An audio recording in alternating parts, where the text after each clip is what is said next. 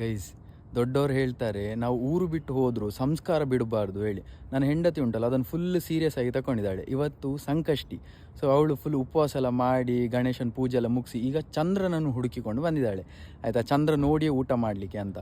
ಅಲ್ಲಿ ನಮ್ಮ ಮನೆ ಸುತ್ತಮುತ್ತ ಗಿಡ ಮರ ಹೇಳಿ ನೋಡ್ಲಿಕ್ಕೆ ಸಿಗೋದಿಲ್ಲ, ಅದಕ್ಕೀಗ ರೋಡಿಗೆ ಬಂದಿದ್ದಾಳೆ. ಹೆದರಿಕೆ ಆಗ್ತಾ ಹೇಳಿ ನಾನು ವಾಪಸ್ ಒಟ್ಟಿಗೆ ಬಂದಿದ್ದೇನೆ ಆಯಿತಾ.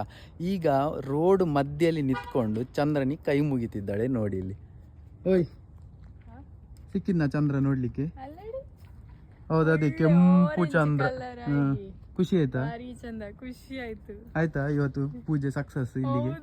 ಎಂತ ಹೇಳಿದ್ರೆ ಈ ಸಂಕಷ್ಟಿ ದಿನ ಉಂಟಲ್ಲ, ಚಂದ್ರ ಬೇಕು ಬೇಕಂತ ಹೇಳಿದ್ರು ಕಾಣ್ಲಿಕ್ಕೆ ಸಿಕ್ಕುದಿಲ್ಲ. ಅದೇ ಚತುರ್ಥಿ ದಿನ ಉಂಟಲ್ಲ, ನೋಡ್ಬಾರ್ದಂತ ಹೇಳ್ತಾರೆ ಚಂದ್ರನ್ನು, ಆದ್ರೆ ನೋಡಿ ಹೋಗ್ತದೆ.